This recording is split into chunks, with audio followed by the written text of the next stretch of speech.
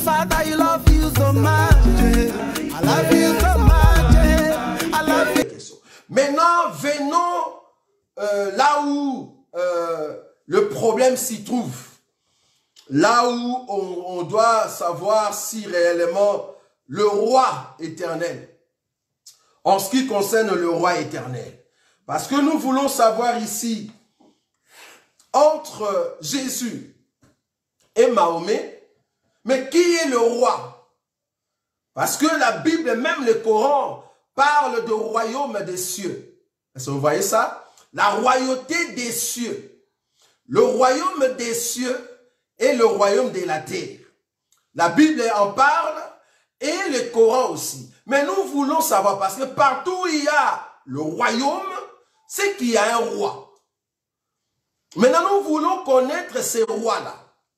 Or, avant de connaître ces rois-là, je veux d'abord ici ressortir les 3 livres que le Coran reconnaît. Voilà, je veux ressortir les 3 livres que le Coran reconnaît. Je n'ai pas dit la Bible, que le Coran reconnaît. Maintenant, par rapport à ces 3 livres, moi je veux ressortir maintenant le roi éternel. Parce que je vous avais promis la fois passée, même les musulmans qui vont nous suivre, ils vont être d'accord avec moi par rapport à ce que je vais poser ici. Et ils ne sauront plus poser cette question par rapport à la personne de Jésus. Est-ce que c'est lui le roi éternel? Ils ne sauront pas. Voilà, je vous avais dit que je vais répondre par rapport au Coran. Je commence par le Coran, je vais prendre le Torah et après je termine dans ce que eux ils appellent évangile. Ça, vous voyez, c'est là. Remarquez. Je vais prendre un verset. Je vais prendre un verset dans le Coran. Ce n'est pas un péché de lire le Coran. Ce n'est pas interdit. Voilà, parce qu'il y aura quelqu'un qui va nous dire, ah, Roger Boulel, il commence à lire le Coran, c'est terrible. Non, ce n'est pas un péché de lire le Coran. Ce n'est pas interdit. Voilà. Votre téléphone n'aura plus de stock. Je veux prendre une écriture ici. Je suis dans les Corans. Je répète, je veux ressortir la pensée des royaumes ou des royautés des cieux et je le ramène petit à petit jusque dans la Bible. C'est-à-dire, je vais prendre plutôt les évangiles. Vous allez voir comment est-ce que je vais marcher. Alors, je vais prendre le Coran. Je suis dans les Corans 45. On appelle ça sourate. Sourate 45. Remarquez ce qui est dit dans le sourate 45. Sourate 45 nous dit ceci. Je prends le verset 27 à 30. Écoutez-moi bien. Sourate 45, le verset 27 à 30. Le Coran dit ceci. Par rapport au roi éternel, ou soit le royaume ou la royauté des cieux et la royauté de la terre. Remarquez comment est-ce que je vais marcher. Sourate 45, verset 27 à 30. À Allah appartient le royaume des cieux et de la terre. Et le jour où l'heure arrivera, ce jour-là, les imposteurs seront perdus. 28. Et tu verras chaque communauté agenouillée. Chaque communauté sera appelée vers son livre. Suivez-moi très bien. Chaque communauté sera appelée vers son livre. On vous rétribuera aujourd'hui selon ce que vous œuvriez. C'est-à-dire, les œuvres qui se trouvent selon les livres de chaque communauté. Ça, c'est le Coran. Hein? Je vais l'expliquer. C'est le Coran. Selon les œuvres que vous faisiez par rapport à ce qui est écrit dans vos livres. Donc, il y aura 3 communautés. Vous allez comprendre ça. 3 communautés. Et les 3 communautés, chacun sera jugé par rapport à ce qui est écrit dans chacun des livres. Le verset 29. Voilà notre livre, c'est-à-dire le Coran. Voilà notre livre. Il parle de vous en toute vérité. Car nous enregistrions tout ce que vous faisiez. 30. Ceux qui ont cru et fait de bonnes œuvres, leur Seigneur le fera entrer dans sa miséricorde. voilà le succès évident. Là, j'ai montré pour dire qu'il y aura 3 communautés. L'heure, quand ça va sonner, parce que dans les Corans, on cite trop le temps de l'heure, c'est-à-dire l'heure du jugement. Parce que le Coran croit aussi au jugement. Pour le musulman, dans les Corans, les jugements se fera par rapport aux communautés. C'est-à-dire, nous aurons 3 communautés et chaque communauté sera devant un livre. Les livres en question, il y aura des juifs, il y aura des chrétiens et il y aura des musulmans. Il y aura des juifs qui seront jugés par rapport au Torah, c'est-à-dire le Torah. Il y aura des chrétiens qui seront jugés par rapport à les livres que je vais citer, que eux les musulmans appellent livres des chrétiens, normalement, ce n'est pas la Bible. Et ils disent non pas la Bible, mais ils appellent ça un nom, que nous allons voir dans leur Coran. Et les musulmans, ils seront jugés par leur Coran. Donc, si tu as fait des œuvres qui se trouvent dans vos livres là-bas, croyez que tu vas entrer dans les cieux. Ça va? Ok. Je prends maintenant Coran chapitre 3. C'est-à-dire sourate chapitre 3. Sourate 3, je le prends. Sourate 3, je prends le verset 2. Sourate 3, les versets 2 à 4. Je veux vous montrer que Jésus, c'est lui le roi éternel qu'on n'a pas mentionné clairement dans les Corans, mais que les livres en question que eux ils citent dans les Corans, l'a annoncé clairement. Ça, c'est la dimension. Nous entrons même dans les Corans. Vous voyez ça? Ok. Sourate 3, 2 à 4. Je commence. Allah, pas de divinité à part lui. Le vivant, c'est lui qui subsiste par lui-même. Al-Qayyum. Il a fait descendre sur toi le livre, c'est-à-dire le Coran, avec la vérité, confirmant les livres descendus avant lui. Donc, ici, Dieu a fait descendre les Corans vers les musulmans par les billets de Mohammed. Et puis, il a confirmé qu'il y avait d'autres livres avant. Avant quoi? Avant les Corans. Maintenant, écoutez. Il a fait descendre sur toi le livre avec la vérité, confirmant les livres descendus avant lui. Et il fit descendre la Torah et l'évangile. Donc, les livres pour les chrétiens dans la Bible s'appellent l'évangile. Torah, c'est pour les juifs. L'évangile, c'est pour les chrétiens.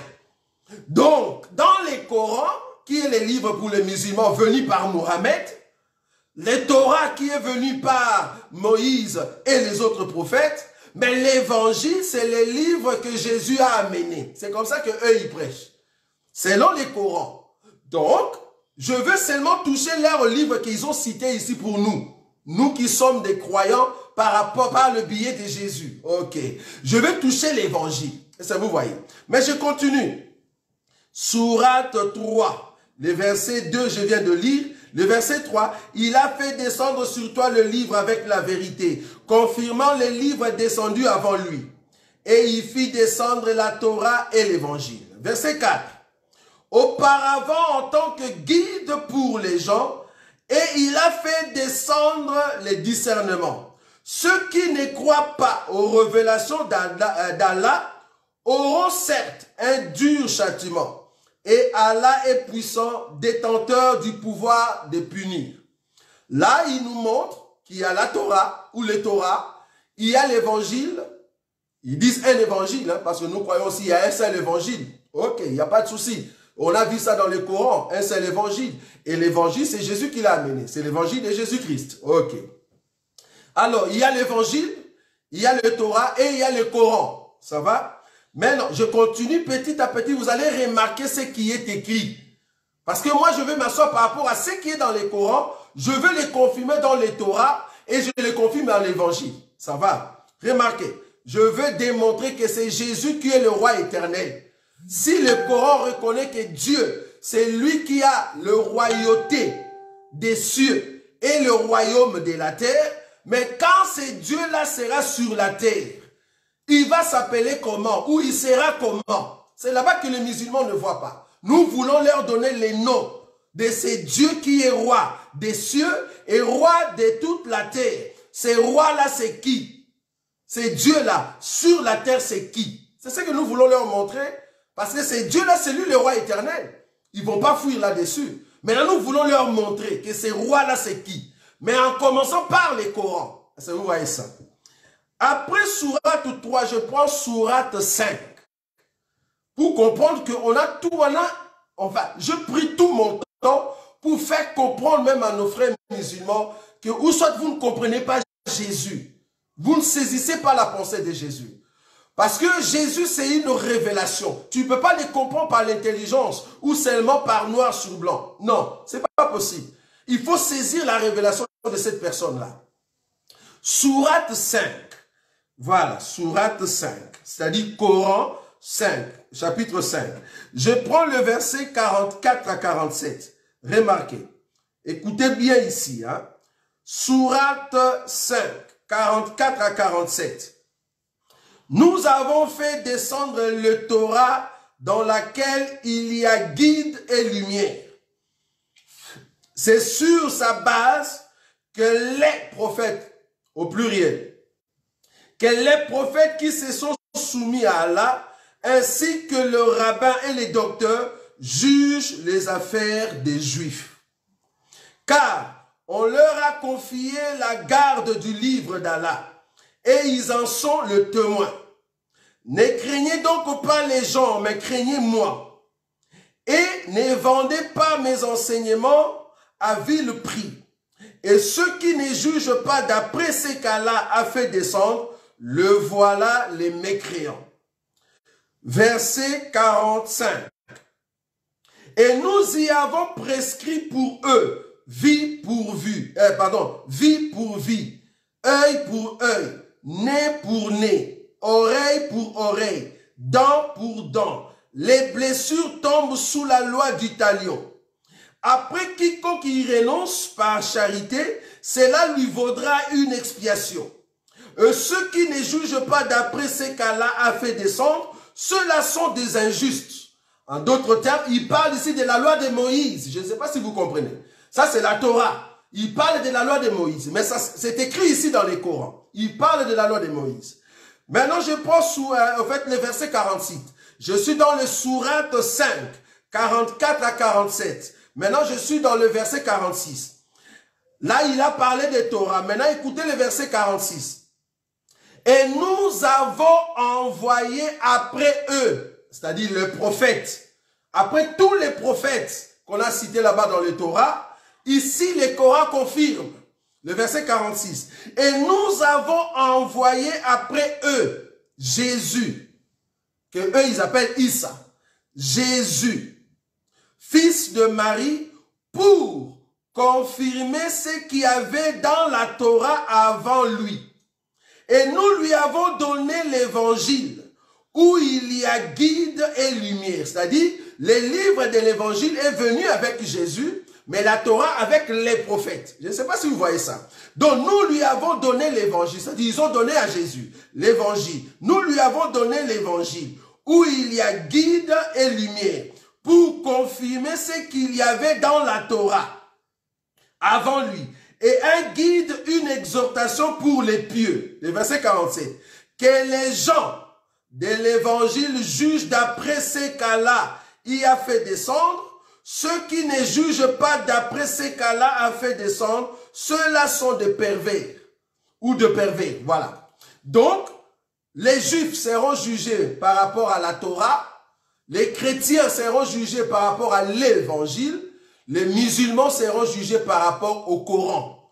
C'est écrit où? Le verset 68. Sourate 5, le verset 68. Remarquez. Je lis ça parce que je vous avais promis que je vais répondre par rapport à leur Coran. Et je vais répondre par rapport à la Bible. 68. Le Coran dit ceci. Le verset 68. Sourate 5, 68. Dis aux gens du livre, c'est-à-dire gens qui croient au Coran, aux gens du livre, vous ne tenez sur rien tant que vous ne vous conformez pas à la Torah et à l'évangile. Donc le musulman, ils doivent se conformer à la Torah et à l'évangile. Ça va? Ô gens du livre, vous ne tenez sur rien tant que vous ne vous conformez pas à la Torah et à l'évangile et à ce qui vous a été descendu de la part de votre Seigneur. Et certes, ce qui t'a été descendu de la part de ton Seigneur va accroître beaucoup d'entre eux en rébellion et en mécréance. Ne te tourmente donc pas pour les gens mécréants. Ok. Là, nous avons lu le Coran, qui est le Dieu de gloire, Allah, que eux ils appellent ici. C'est Dieu-là, c'est lui qui détient la royauté des cieux et de la terre. Ok. Maintenant, ils ont confirmé que c'est Dieu-là, c'est lui qui a envoyé la Torah et que c'est lui qui a envoyé Jésus par les évangiles. C'est-à-dire l'évangile, c'est les livres qu'on a envoyés, qu'on a donnés à Jésus. Donc, il faut que le Coran confirme le roi des cieux et de la terre, qui est Allah, ici dans le Coran. Il faut que la Torah aussi confirme qui sera le roi éternel. Il faut que l'évangile aussi confirme les trois livres que les musulmans croient. Alors, nous allons voir les noms de ce roi-là. Parce que si dans les Corans, ils n'ont pas mentionné les noms, nous allons voir par rapport à ces trois livres, qui sera le roi. Ok. Là, j'ai touché le Coran. Maintenant, remarquez, je reviens dans la Bible, la partie Torah. Ok, je prends un livre. Je suis dans la Bible maintenant. En tout cas, veuillez nous excuser parce qu'on doit démontrer à ces gens-là qui ne connaissent pas la Bible et que c'est nous qui détenions, au fait, la connaissance parfaite de ce que nous prêchons. Je prends maintenant le livre connu de tous les prophètes parce qu'eux aussi, ils croient aux prophètes. Je prends prophète Zacharie. Remarquez le prophète Zacharie, ça c'est dans la Torah. La partie de la Torah, ce n'est pas l'évangile. Je suis encore dans la Torah. C'est-à-dire le livre que le juif a. Parce que j'ai terminé avec les musulmans, ils ont démontré qu'il y a un roi éternel, c'est-à-dire le roi des cieux et de la terre. Ils ont démontré que c'est Allah. Ok. Je viens maintenant dans la Torah pour prouver et chercher au fait cet homme-là. Zacharie chapitre 14. Remarquez avec nous, je prends la Torah. Zacharie chapitre 14. Que dit la parole de Dieu? Zacharie chapitre 14. La Bible dit ceci. Alors, je prends le verset 16. Zacharie chapitre 14, le verset 16. Tous ceux qui resteront de toutes les nations venus contre Jérusalem monteront chaque année pour se prosterner devant le roi, l'Éternel des armées. Si tu traduis l'Éternel des armées, c'est au fait Yahvé des armées. Or Yahvé, c'est au fait le nom qu'on donne à l'Éternel, qu'on donne à Allah chez les Juifs. Ça vous voyez? L'Éternel des armées est pour célébrer la fête des tabernacles. Donc ici, on nous montre que l'Éternel, c'est lui le roi éternel. Est-ce que vous voyez ça? Dans ces versets ici, 16. Tous ceux qui resteront de toutes les nations venus contre Jérusalem monteront chaque année pour se prosterner devant le roi, l'Éternel des armées, et pour célébrer la fête des tabernacles. Donc l'Éternel ici est appelé le roi. Parce que dans beaucoup d'écritures, on peut voir que l'Éternel, c'est lui le roi d'Israël. Ok. Maintenant, je vais chercher les noms de ces rois-là. Si on l'appelle ici Yahvé, et que dans les Corans, on l'a appelé Allah, mais il nous reste encore un livre, l'Évangile. Parce que j'ai montré dans les Corans, j'ai montré au fait dans la Torah, et je vais les montrer maintenant dans les Évangiles et dans les explications des Évangiles. Ça va? Remarquez. Qui est le roi éternel selon le Coran, selon la Torah et selon l'Évangile. Ça, c'est les trois livres reconnus chez les musulmans. Donc, ils ne vont pas sortir. Voilà. Je vais prendre une écriture. Matthieu. Matthieu chapitre 2. Que dit la Bible là-bas? Matthieu chapitre 2. La Bible dit, Jésus, le premier verset, Jésus étant né à Bethléem, en Judée, au temps du roi Hérode, voici des mages d'Orient arrivèrent à Jérusalem et dirent, où est le roi des Juifs? Ça j'aime. Ça j'aime. Ça c'est l'évangile. Faut pas dire, ah non, la Bible. Non, ici c'est l'évangile. On est d'accord que c'est l'évangile. C'est l'évangile de la vérité. Parce que ça, vous êtes censé l'avoir. Il dit, où est le roi des Juifs qui vient de naître? Qui vient de naître. Car nous avons vu son étoile en Orient et nous sommes venus pour l'adorer. Je répète que dans Zacharie, il faut que les gens viennent adorer le roi éternel. Maintenant, les mages ici, ils viennent adorer un bébé qui est né. La Bible l'appelle Jésus ici. Je suis dans l'évangile. La Bible l'appelle Jésus. Ça, c'est grave. Ça, il faut avoir la connaissance, bien aimé. Si tu n'as pas la révélation de Jésus, tu vas dire n'importe quoi. Confrères africains, musulmans. Ici, je réponds. Parce que vous prenez des gens avec des questions pernicieuses. Il faut appeler des gens qui ont la connaissance. Ça, vous voyez ça. Ça, c'est Matthieu 2. Remarquez Matthieu chapitre 27. Matthieu chapitre 27. Je prends le verset 11. La Bible dit ceci. Matthieu chapitre 27, le verset 11. Je dis ceci. Jésus comparut devant le gouverneur. Le gouverneur l'interrogea en ces termes. Es-tu le roi des Juifs? Es-tu le roi des Juifs? Zacharie a dit que le roi des Juifs, c'est l'Éternel des armées. Maintenant, on pose la question ici à Jésus. Es-tu le roi des Juifs? Parce que tous les Juifs, ils savent que c'est l'Éternel, Yahvé, que les musulmans appellent Allah. C'est lui le roi éternel, le roi des cieux et le roi de la terre. Maintenant, ici, le gouverneur dit, Jésus, toi, es-tu le roi des Juifs? Parce que nous, les Juifs, nous savons que notre roi, c'est l'Éternel des armées. Est-ce que toi, es-tu le roi des Juifs? Et si tu n'as pas la révélation de cet homme-là, c'est grave. Donc tu vas nous insulter pour rien alors que tu n'as jamais reçu, en fait, la révélation de cet homme de Jésus. Remarque, le verset 11. Jésus comparit devant le gouverneur l'interrogea en ces termes. Es-tu le roi des Juifs? Jésus lui répondit. Tu l'as dit. Ça veut dire, oui, ce que tu dis est vrai. Ça, c'est l'évangile de Christ que nous prêchons. L'évangile de celui qui est venu pour apporter la lumière et les guides, comme il est écrit dans votre Coran. Parce que l'évangile est censé donner le chemin et éclairer. Et ça, vous voyez ça? La lumière est le guide, selon les Corans. Or, lui-même est la lumière, selon Jean chapitre 1er. Donc, il a amené la lumière pour que nous puissions comprendre les véritables. Et nous sommes dans les véritables, dans son Fils Jésus. C'est lui le Dieu véritable. Ça, j'aime.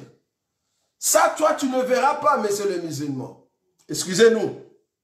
Je continue pour t'amener à confondre ce que tu as dans ta tête. Peut-être tu ne le vois pas. Parce que nous voyons et nous croyons à cela, que Jésus, c'est lui le roi éternel. Je continue. Remarque, Apocalypse. Là-bas, c'est la mort. Parce que toi, tu n'y crois pas. Parce que tu n'étais pas là. Ok, mais nous y croyons parce que c'est notre frère qui a vu cette vision et nous croyons en lui. C'est comme vous aussi, vous croyez à vos hadiths, si c'est hadith, ça va? Vous croyez à ça. Nous aussi, nous croyons à ce qui est écrit ici. Ça va? Remarquez Apocalypse. Si tu veux croire, c'est bon. Si tu ne veux pas, mais nous croyons que Jésus, c'est lui le roi éternel. Donc, ce que Allah a écrit là-bas, chez vous dans le Coran, le roi éternel, c'est lui qui a le royauté des cieux et le royauté de la terre, que la Torah exprime ou explique comme étant l'éternel des armées, Yahvé. Nous ici dans les évangiles, on nous dit que c'est Jésus. Ça va? Remarque, Apocalypse chapitre 15. Je prends le verset 3. Apocalypse 15, le verset 3. il est dit ceci. Et il chante les cantiques de Moïse. Écoute bien, messieurs les musulmans. Ça, c'est un cours gratuit. Si tu veux réellement discuter avec ceux qui ont la connaissance, nous sommes là. Écoute très bien. Ici, je suis dans l'Apocalypse. Le peuple ici, il chante un cantique de Moïse. En d'autres termes, le prophète pour les Juifs. Parce que c'est comme ça que vous nous comprenez. Les prophètes pour les Juifs, Jésus est venu avec l'évangile pour les chrétiens. Et vous, en tout cas, c'est Mahomet qui est venu. En fait, Dieu a donné le Coran. Maintenant, ici, les gens, ils chantaient les cantiques de Moïse. Ok?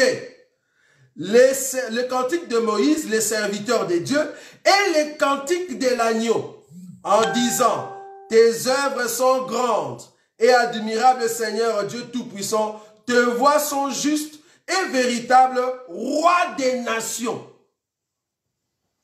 Roi de nations. J'avais pris l'autre écriture pour te montrer le roi des Juifs. Pour, au fait, confirmer l'écriture de Zacharie. Ici, maintenant, je confirme l'écriture qui est dans les Corans, qui dit que Dieu, Allah, est au fait le roi de la terre, de tous les royaumes de la terre. Ici, maintenant, la Bible dit que cet homme-là, c'est lui le roi des nations. Toutes les nations, le roi en question, on le voit ici. Le roi des nations. Maintenant, on veut citer son nom. C'est ça notre Bible, et nous y croyons. Vous voyez? Maintenant, on va citer son nom. Je prends le chapitre 17. Écoute, chapitre 17, le verset 14. Oh là là, la Bible, j'aime beaucoup ces livres. La Bible, Apocalypse chapitre 17, le verset 14, il est dit ceci. Ils combattront contre l'agneau. Parce que là-bas dans les 15, je t'ai montré qu'ils chantaient un cantique de Moïse. Et ils chantaient un cantique de l'agneau. Ça va? Maintenant, je viens te montrer l'agneau en question ici. Dans Apocalypse maintenant 17, le verset 14. Ils combattront contre l'agneau et l'agneau les vaincra. Parce qu'il est le Seigneur des seigneurs et le roi des rois. Ça, c'est notre conviction. J'aime ça. L'agneau que tu as vu là-bas, qui est le roi des nations. On nous dit en réalité ici, l'agneau en question, c'est lui le Seigneur des seigneurs et le roi des rois. Ça, c'est ce que nous croyons. Cet homme-là. Je vais citer son nom. Ici dans l'Apocalypse. Parce que c'est lui le roi des Juifs. Écoute. Ils combattront contre l'agneau et l'agneau les vaincra parce qu'il est le Seigneur des seigneurs et le roi des rois. Et les appelés, les élus et le fidèle qui sont avec lui les vaincront aussi. Ok. Maintenant, le dernier verset qui va te mettre KO. Ça, c'est un coup hyperkit qu'on appelle. Hyperkit. Et là, tu tombes par terre. Tu ne sauras plus te relever. Ça, c'est hyperkit. Au niveau de la mâchoire. Tu ne sauras plus te relever. Au fait, Allah qui est le roi de cieux. Et c'est lui qui possède la royauté de la terre. Maintenant, il s'appelle comment? Il s'appelle comment? Ce roi-là. Écoutez. Apocalypse chapitre 19. Ah là là. Apocalypse chapitre 19. Je prends le verset 11. Il est dit ceci. Le verset 11. Puis j'ai vu le ciel ouvert. Et voici parut un cheval blanc. Celui qui l'est monté s'appelle fidèle et véritable. Et il juge et combat avec justice. Ses yeux étaient comme une flamme de feu. Sur sa tête étaient plusieurs diadèmes. Il avait un nom écrit que personne ne connaît si ce n'est lui-même. Et il était revêtu d'un vêtement teint de sang. Son nom est la parole de Dieu.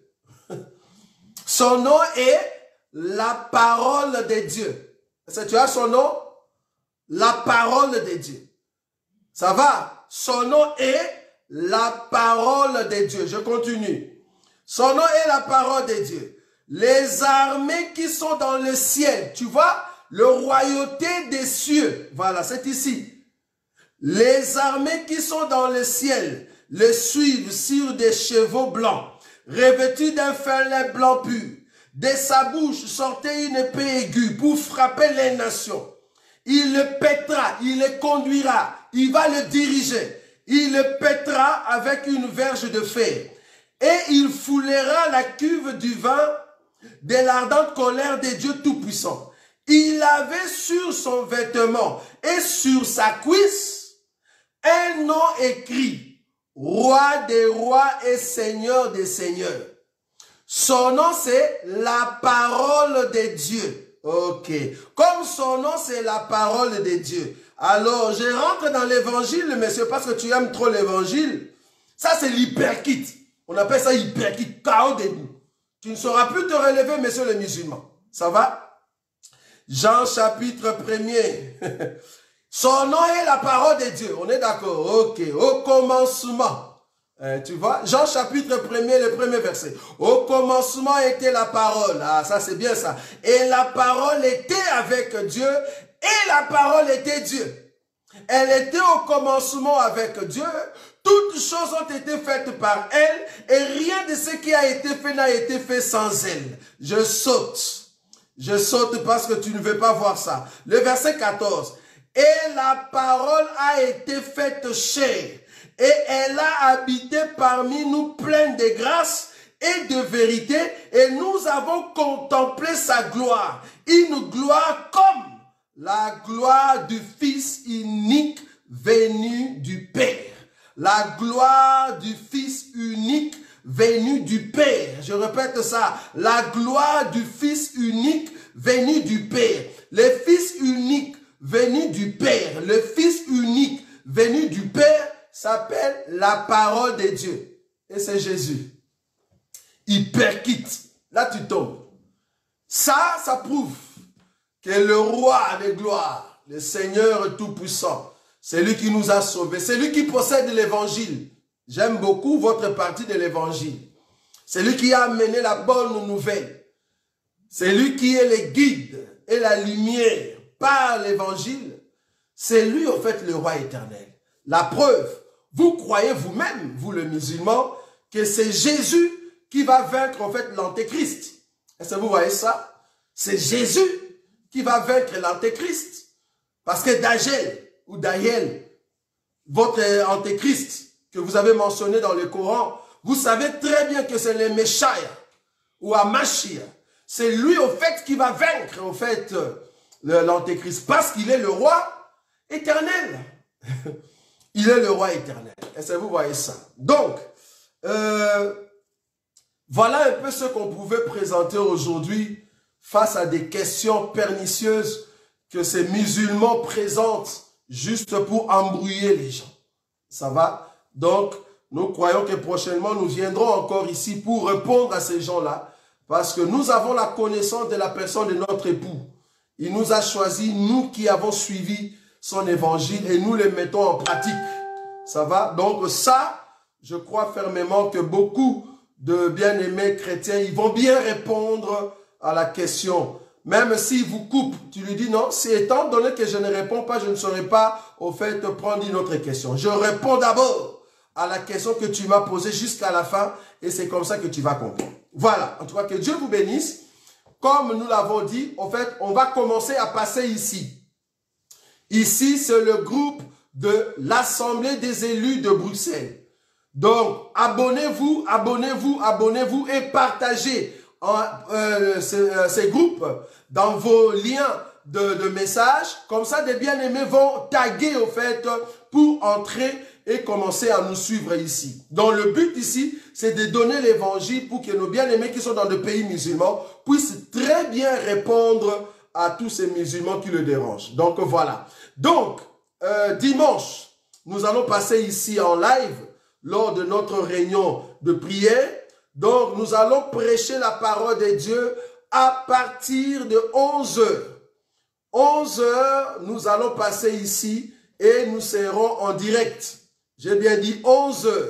À 11 h, nous allons passer ici et nous allons passer en direct pendant 1 h 30. C'est-à-dire le culte sera en live pendant 1h30. Donc, je vais présenter l'enseignement sur le 24 vieillards.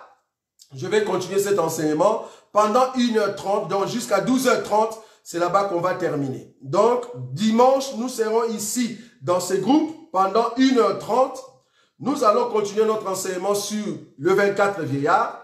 Lundi et mercredi, nous serons encore ici lors de notre temps de prière à partir de 21h jusqu'à 22h. Lundi à 21h jusqu'à 22h. Mercredi à 21h jusqu'à 22h. Ça sera ici, dans ces groupes des assemblées des élus de Bruxelles. Parce que dans nos pages privées, nous ne saurons pas passer au fait là-bas, vu qu'il y a d'autres personnes qui sont pénalisées. Ils ne savent plus entrer, en tout cas surtout sur ma page, parce que c'est déjà rempli. Je n'ai plus de place pour mettre d'autres personnes. Donc du coup, nous avons pris en fait l'idée de créer ces groupes ici pour que tout le monde puisse avoir accès à tous nos programmes. Donc tous nos programmes commenceront à passer ici, dans ces groupes qu'on appelle Assemblée des élus de Bruxelles. Veuillez donner ces communiqués à tous nos bien-aimés. Et à chaque fois que nous serons en ligne, n'hésitez pas de mettre des cœurs, de mettre de j'aime, pour éviter à ce que ceux qui ne nous aiment pas mettent des têtes de mort et donner de fausses informations auprès de Facebook. Et c'est comme ça que notre groupe Assemblée des élus peut être peut-être amoindri par les nombres de visiteurs ou soit ralentir en fait l'efficacité de ce groupe. Ça va? Mais à chaque fois que vous mettez de j'aime et des cœurs, là ils comprennent que ce sont de bonnes choses qui passent là-bas. C'est pour cela ils aiment. Ça va? Donc veuillez vraiment prendre ça en compte parce que c'est à nous de valoriser nos groupes, de valoriser notre évangile, de valoriser notre enseignement. Nazako matangai, nazako matangai, nga nazako matangai.